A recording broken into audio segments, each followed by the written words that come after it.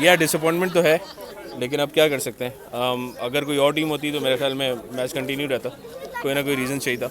Anyway इंशाल्लाह पाकिस्तान बहुत अच्छा परफॉर्म करेगा, स्पिरिट अच्छी है। पाकिस्तान जिंदाबाद।